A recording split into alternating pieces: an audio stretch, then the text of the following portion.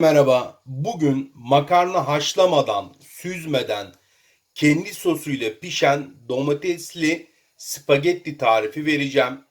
Makarna haşlama derdinize son verecek. Kendi sosuyla piştiği için de inanılmaz lezzetli olacak. Süzme derdiniz de yok. Çok kolay, pratik bir yöntem ve iddia ediyorum bundan sonra makarnayı da bu şekilde yapacaksınız.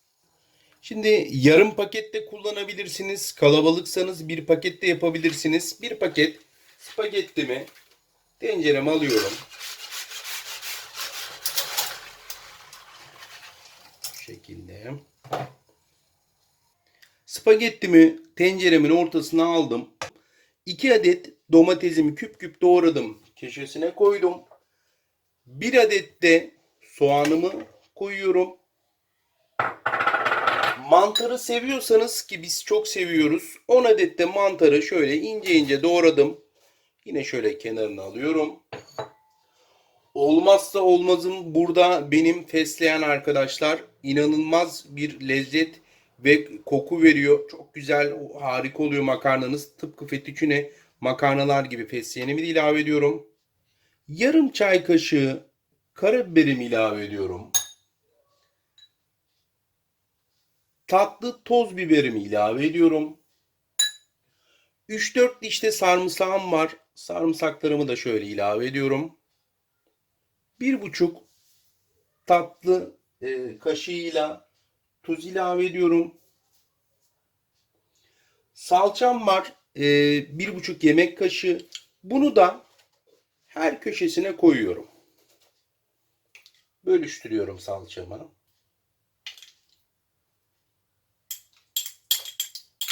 Domates salçası bu arada. Tereyağımı da ilave ediyorum. Şöyle. Dört kenarına da koyuyorum. Biraz da sıvı yağ.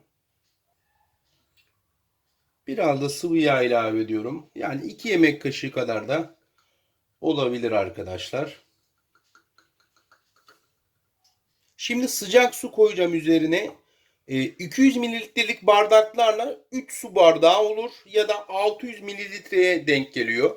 Sıcak suyumu da bismillahirrahmanirrahim şöyle gezdiriyorum. Şimdi arkadaşlar ocağımda kısık ateşte kapağını kapatıyorum diyeceğim. Tek yapmanız gereken bu. Haşlamadan, süzme derdiniz olmadan kendi sosuyla pişen nefis domates soslu spagetti yapacaksınız ve inanılmaz lezzetli olacak. Deneyenler mutlaka yorumlara yazsın. Gerçekten denemediyseniz bu tarifi çok lezzetli olduğunu yorumlarda da sizlerin yazmasını rica ediyorum. Çok seveceksiniz. Belki de makarnayı artık böyle haşlayacaksınız. Şimdi kapağı kapalı vaziyette pişmesini, haşlanmasını bekleyeceğiz. Arkadaşlar 16-17 dakika oldu. Kapağını açtık. Şöyle çubuk makarnalar birbirine yapışmasın diye şu şekilde güzelce de karıştırıyoruz şimdi. Bütün sosu birbiriyle karıştırıyoruz. Arkadaşlar güzelce karıştırdım, gördüğünüz gibi bütün sosu birbiriyle yedi. 15 dakika sonra kapağını açın. Bu şekilde karıştırın. Şimdi gene kısık bir şekilde kapağını kapattım. Bir 15 dakika daha kısık ateşte iyice pişmesini bekleyeceğim. Arkadaşlar makarnamız hazır. Eğer ki böyle benim gibi bir paket spagetti eklerseniz de arkadaşlar 600 mililitre su koymuştuk ya, sıcak su. Bir su bardağı sıcak su makarnanın haşlanırken ekleyip yine karıştırabilirsiniz. Onu size söyleyeyim. Şimdi makarnamı servis edeceğim. Spagettimi, domatesli nefis spagettimi servis edeceğim. Bakın mükemmel gözüküyor. Kendi sosuyla pişti. Harika oldu. Şöyle bir servis tabağımıza da alalım. Lezzetine de bakalım. Görüyor musunuz arkadaşlar? Yumuşadı iyice de. Eskiden biliyorsunuz makarnanın suyunu sürekli döktüğümüz için makarnanın o aroması, lezzeti, suyundaki aroma ve lezzeti gidiyordu. Şimdi ise artık bu aroma ve lezzet gitmeden nefis bir şekilde yiyebileceksiniz. O yüzden mutlaka bu lezzeti denemenizi öneriyorum.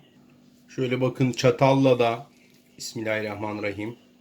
Lezzetine de bir bakalım beraberce. Oh, böyle bir kıvıralım arkadaşlar. Görüyorsunuz çok güzel bir şekilde yumuşadı. Mükemmel. Harika olmuş. O makarnanın bütün aroması ve lezzeti içerisinde kalmış. Özel sosumuzu deneyin. Bugün haşlama derdi olmadan, süzme derdi olmadan kendi sosuyla pişen domatesli spagetti yaptık. Hepinize afiyet olsun. Denemeyenler mutlaka denesin yoksa çok şey kaçırırsınız.